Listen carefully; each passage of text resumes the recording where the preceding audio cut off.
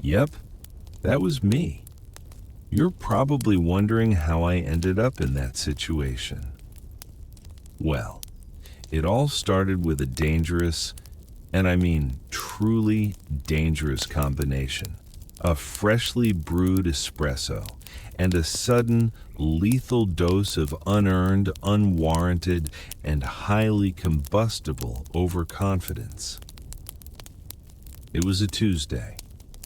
It always seems to be a Tuesday when life decides to teach you a lesson in public humiliation. This wasn't just any lesson, though. This was a masterclass, a PhD-level seminar in the subject of hubris, with a minor in advanced clumsiness. So get comfortable, maybe grab a snack. But for the love of all that is holy, do not try to eat it while walking on a treadmill. I'm about to tell you the story of my epic one-sided battle against a cardio machine. A battle where my ego showed up ready for a championship fight, and my legs had apparently called in sick. This is the tale of the day my ego wrote a check my legs couldn't cash. A very large, very bouncy, and very, very public check.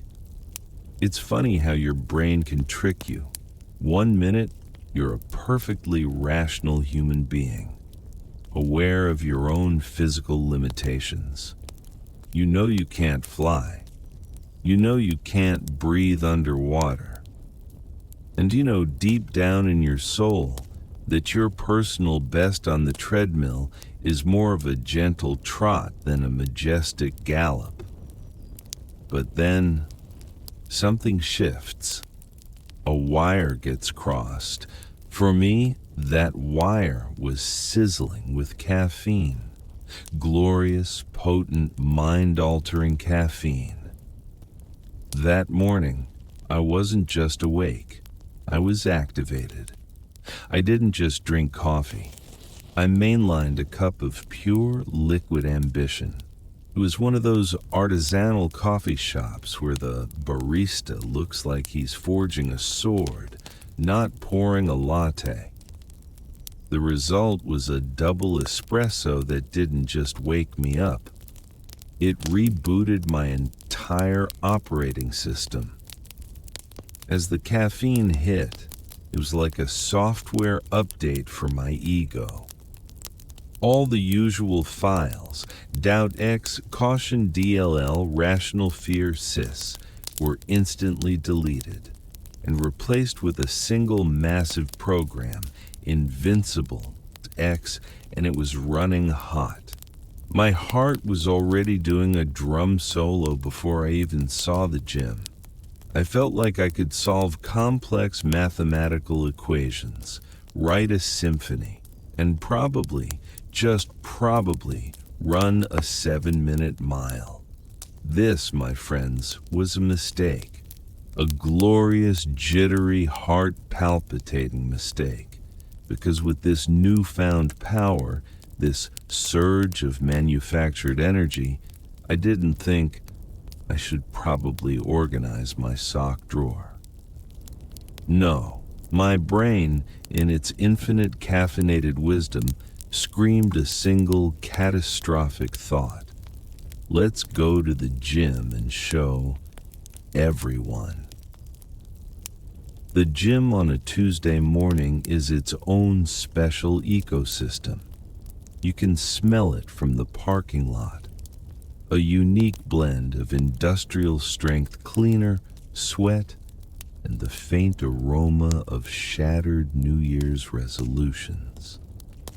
But on this particular morning, walking through those glass doors felt different. The usual sense of dread was gone, replaced by the buzzing electric hum coming from my own nervous system. I didn't feel like an intruder in a temple of fitness. I felt like the main event. I strode past the front desk, giving a nod that I hoped conveyed serious athlete, but probably just looked like a nervous twitch. My eyes scanned the room, not with the usual gym-goer's anxiety of finding an open machine, but with the air of a king surveying his domain. Over in the free weight section was the usual cast of characters. There was a guy I mentally nicknamed the Grunter. He was built like a refrigerator with a head, and with every bicep curl, he emitted a sound somewhere between a wounded bear and a stalled engine. He was a performance artist, and his medium was noise. Not far from him were the Gymshark Twins, two young guys in matching, impossibly tight tank tops. Their workout seemed to be 70% mirror flexing, 20% scrolling through their phones, and maybe 10% actually lifting a dumbbell. They moved as a unit, a synchronized duo of preening and posing. In the corner was Zen Brenda. She could hold a plank for the entire duration of a feature film, her face a mask of serene focus.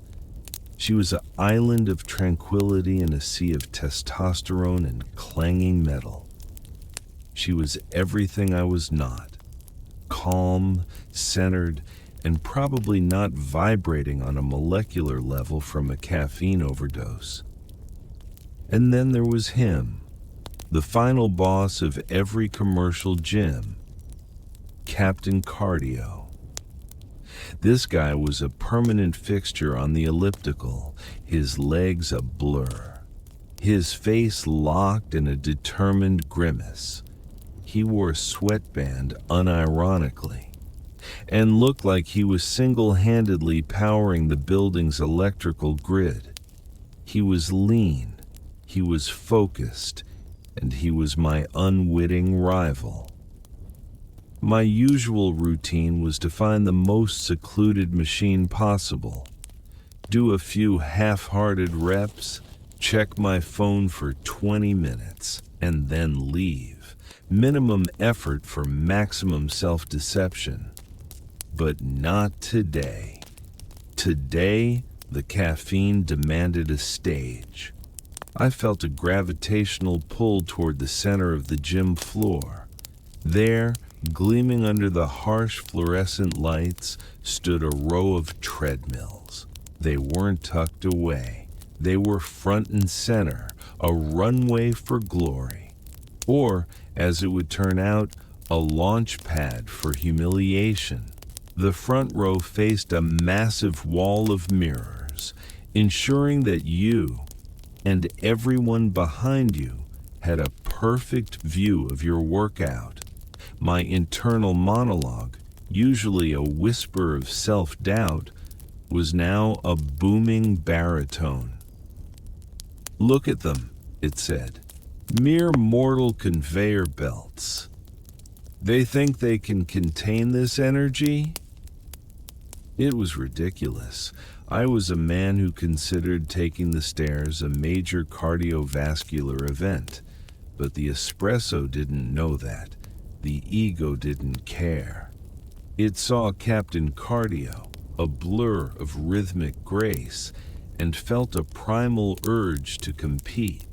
It saw the Gymshark Twins flexing and wanted to give them a real show. I surveyed the line of treadmills like a pilot choosing his aircraft. I chose one right in the middle, perfectly positioned. It offered a panoramic view of the entire gym, and more importantly, it offered the entire gym a panoramic view of me.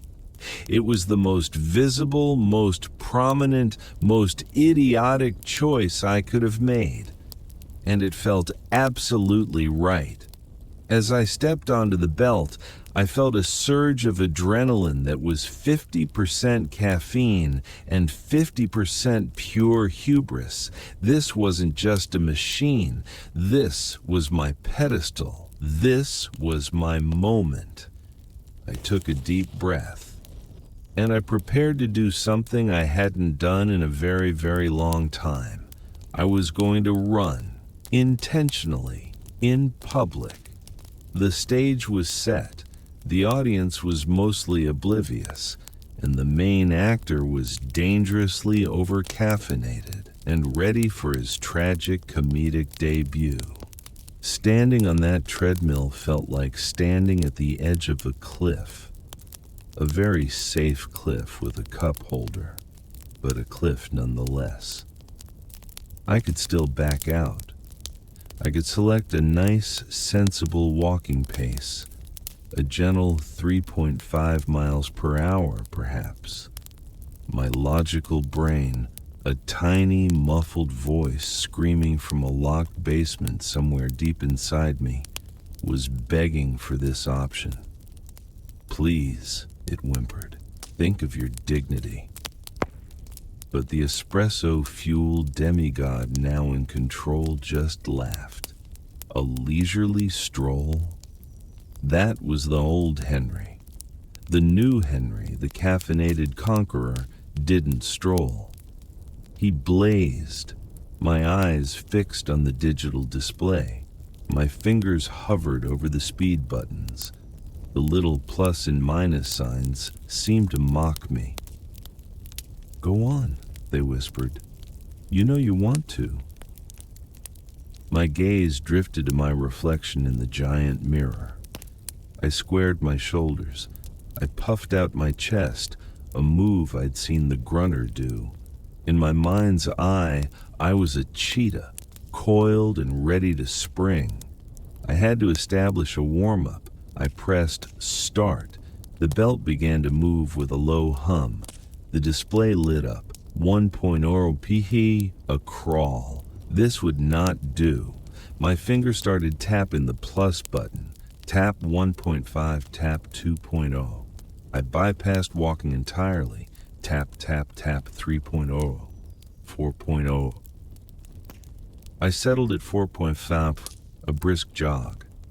Okay, this felt good. My body was a machine and all systems were go. The caffeine was working, turning my blood into high-octane fuel.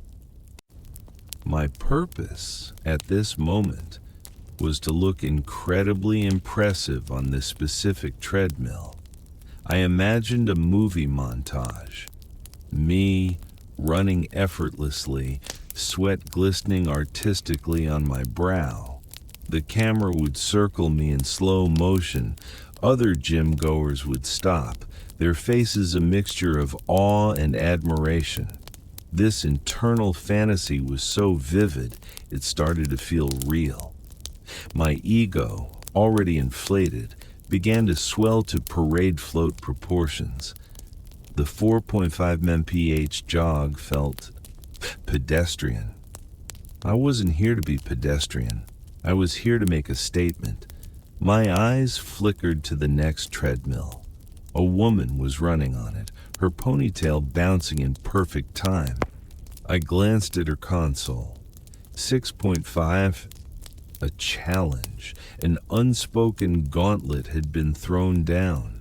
Could I, Henry, the newly crowned king of cardio, allow myself to be outpaced? The demigod in my brain slammed his fist on the control panel of my mind. "Never!" he roared. This was it. The moment the story pivoted from mild overconfidence into full-blown self-destruction. My finger moved with grim purpose back to the plus button. I wasn't just going to match her speed, I was going to eclipse it. Tap 5.0 mph, a proper run now. My breathing hitched slightly.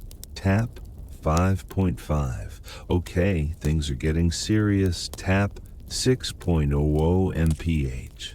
I was keeping pace with a 10-minute mile. Not bad for a guy whose last athletic achievement was carrying all the groceries in one trip. Tap 6.5 mph. I was now her equal.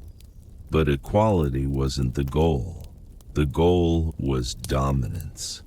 My Thumb pressed down and held the plus button. The numbers climbed with alarming speed.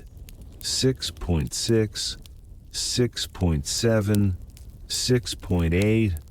I was aiming for the mythic 7.0 by mph. It sounded fast. It sounded official.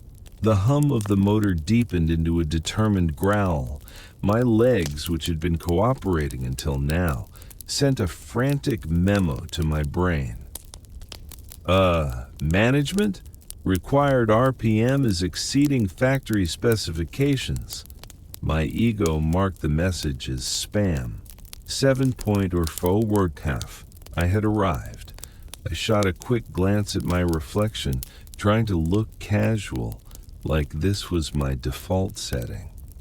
The decision was made. The die was cast. There was no turning back now. For the first 30 seconds at 7.0 Papshi, I was a god. I was Hermes, messenger of Olympus. I was a gazelle, leaping gracefully across the gym floor. My form, in my mind, was flawless. The reality, as I'm sure security cameras would later attest, was probably less gazelle and more baby deer on a patch of ice. My arms were flailing, my head was bobbing, and my stoic expression was likely a grimace of pure panic. The movie montage was back in my head. I was Rocky running through Philadelphia. The gym's generic pop was replaced by Gonna Fly Now. I glanced at the woman in the purple leggings, still at a comfortable 6.5 barrage, occasionally smiling at her podcast. Smiling. The audacity. Didn't she know a legend was being forged right next to her? That initial delusion lasted about 3 minutes. Then came the gradual dawning of a terrible reality. The adrenaline started to wear off, replaced by physics and biology. 2 subjects I had largely ignored, but were now giving me a very painful pop quiz. My breathing, once imagined as deep and rhythmic, was now shallow and ragged. The epic soundtrack in my head was being drowned out by my heart, which sounded like someone throwing a bag of shoes down a flight of stairs. The artistic sweat had become a full-on deluge. My legs were also beginning to protest more vocally. The polite memo from earlier was now a full-blown strike.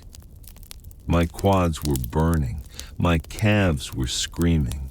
The smooth treadmill belt now felt like a relentless enemy, actively trying to pull my feet out from under me.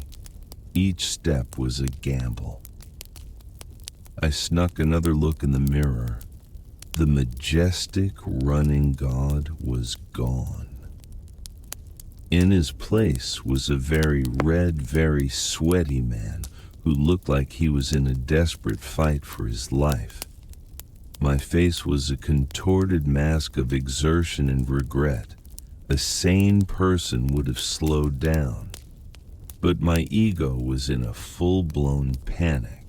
It had written a check for a 7.0 mph performance, and it refused to let it bounce.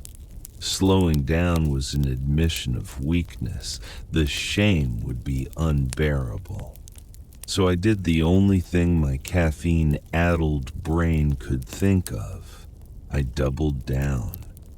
I decided my form was the problem.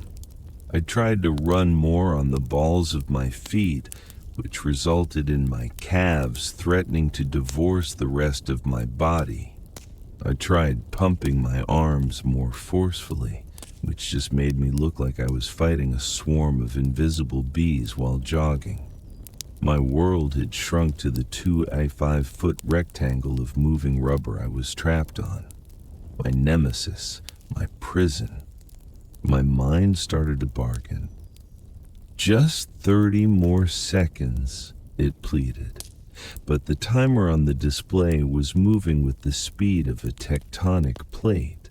And then, the moment that sealed my fate. Through the sweat stinging my eyes, I saw a new figure in the mirror. It was someone from my office, not just anyone. It was Jessica from accounting. Jessica, who was always impeccably dressed and who always seemed to have her life completely in order. Pure ice-cold panic flooded my system. I could not, under any circumstances, let Jessica from accounting see me fail. She had to see the champion, the god of cardio I had envisioned myself as just 10 minutes prior. My ego, in its final desperate act, made a catastrophic decision. I needed a flourish, a grand finale. My thumb, slick with sweat and acting on the worst possible impulse, moved once again towards the control panel. Not the button, oh no. My thumb, possessed by the ghost of Icarus himself, pressed the plus, just one tap, to 7.5 Maifo. It was a power move, a final defiant roar. The machine responded instantly. The hum became a high-pitched whine. The belt lurched, and my legs, already at 110% capacity, simply threw their hands up in surrender. They were done. They had clocked out. The check was in, and my legs had officially filed for bankruptcy. The system was about to crash. Hard. The jump from 7.0 to 7.5 force speed doesn't sound like much, but for a man already far beyond his physical limits, it's a quantum leap. It is the difference between I'm struggling and my skeleton is about to make a bid for freedom out of my skin. The moment my thumb left that button, I knew I'd made a grave error. The immediate surge in velocity was not something I could adapt to. My feet were instantly out of sync. The first sign of the end was a stumble. My right foot came down a fraction of a second late. The belt, moving too fast, grabbed the sole of my shoe and yanked it backwards. This single miscalculation was the first domino in a chain reaction of spectacular failure. My body pitched forward. My arms shot out, grasping for the handles. For a microsecond, I thought I could save myself. I was wrong. My sweaty palm slid right off the handle. I was now leaning forward at a precarious angle. My left leg, still trying to run, came up and slammed its knee into the display console. The sound was a dull, sickening thwack. This was the point of no return. But the belt, my sworn enemy, the relentless river of doom, did not stop. It kept moving at a brisk, merciless 7.5 miles per hour. What happened next is a blur. With my torso recoiling from the impact and my right leg somewhere behind me, my left foot came down, not on the belt, but on the stationary plastic frame on the side. My body was now in two different time zones, one foot on solid ground, the other being dragged into the abyss. The laws of physics, which I had so arrogantly ignored, asserted their dominance. My body twisted, my hips torqued violently. For a terrifying moment, I was weightless, I was airborne. I was no longer running on the treadmill, I was being ejected from it. The machine gave me one final contemptuous push. The belt caught my trailing foot one last time and acted like a catapult. I was launched backwards with a slight, ungraceful rotation. Time stretched. I saw the ceiling tiles in surprising detail. I saw the grimacing face of Captain Cardio, his eyes widening in alarm. I saw one of the Gymshark Twins, mid-flex, stop and point. The world turned upside down. I let out a sound that was less a word and more a compressed squeal of terror and shame, something like Gymshark. Then gravity reasserted itself. The landing was not graceful. I landed flat on my back on the hard rubber floor. The impact drove the air from my lungs in a massive, involuntary whoosh. It made a sound like a wet sack of potatoes being dropped from a second-story window. A deep, resonant thump that cut through the gym's pop music. For a moment, there was nothing but the ringing in my ears and the sight of the fluorescent lights. One shoe had flown off and was sitting forlornly 10 feet away. The treadmill, my victorious opponent, continued to run, its belt whirring along at 7.5 mph, an indifferent monument to my failure. The war was over. I had lost spectacularly. Silence.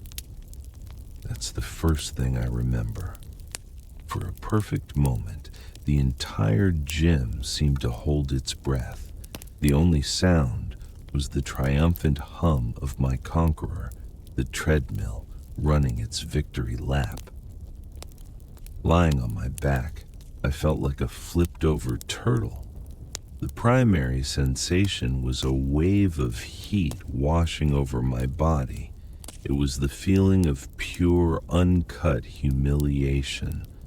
My first coherent thought was, maybe if I don't move, no one will have seen me.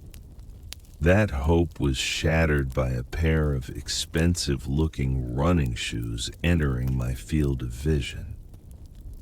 It was Captain Cardio. He'd stopped his workout and was peering down at me, his usual grimace replaced by genuine alarm. "Whoa, man, are you okay?" he asked. I wanted to say something cool like, "Yeah, just trying out a new dismount technique." All that came out was a pathetic wheezing gasp. Gasp! Wheezy!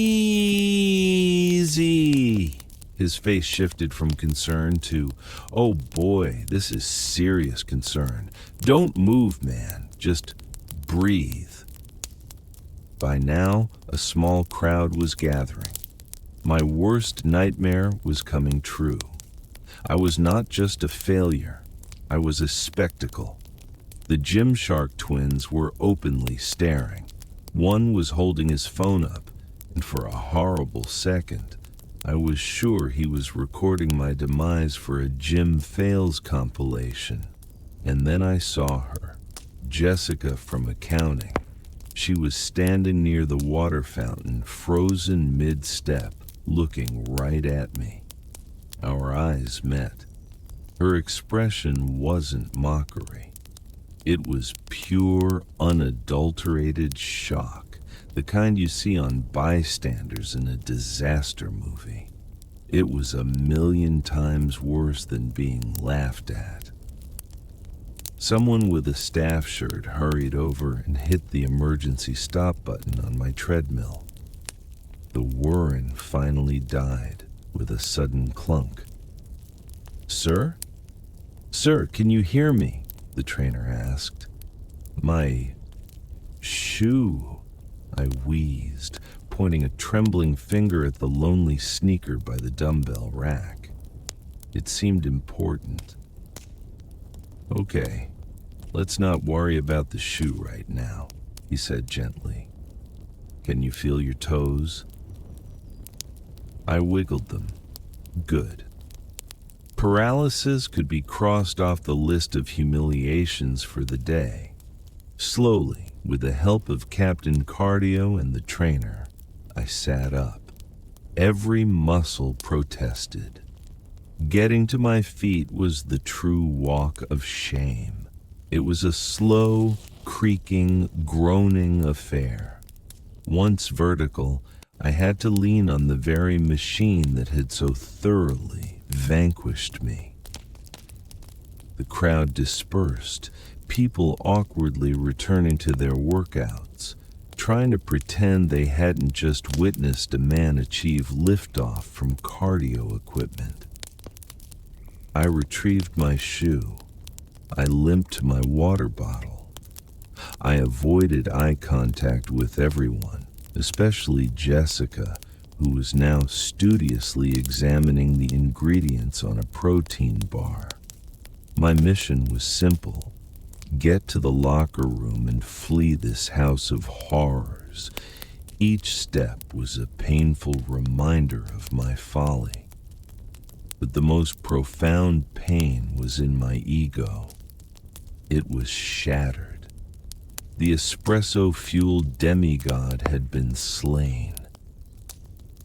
As I hobbled past the mirrors, I caught my reflection, red-faced, disheveled, limping. The check hadn't just bounced, it had been shredded, set on fire, and the ashes scattered to the wind.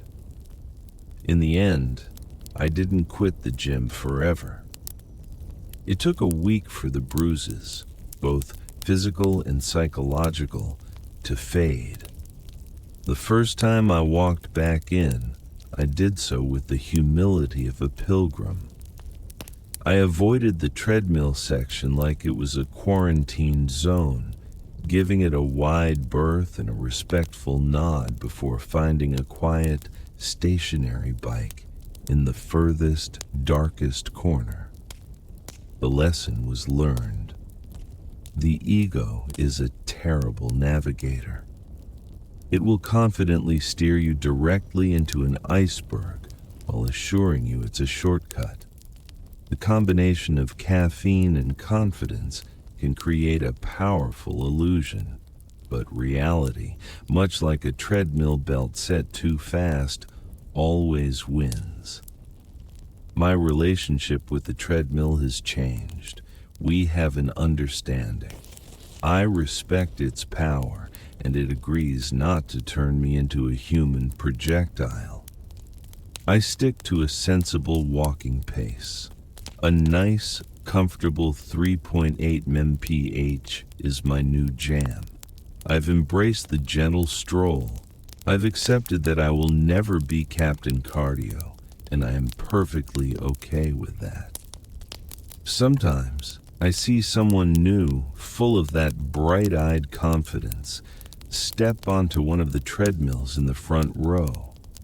I see them start tapping that plus button a little too enthusiastically, and I just smile, a quiet, knowing smile.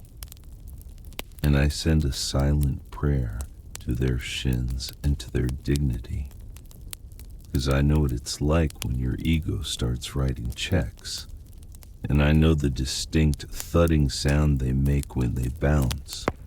So that's my story. My moment of peak gym failure, and I know for a fact I'm not the only one. We've all had those moments where we tried to look cool, and it backfired spectacularly. What's the most embarrassing thing that's ever happened to you at the gym? Drop your stories in the comments below. Let's create a safe space for our collective shame. Don't forget to like and subscribe, and maybe my public humiliation will have been worth it.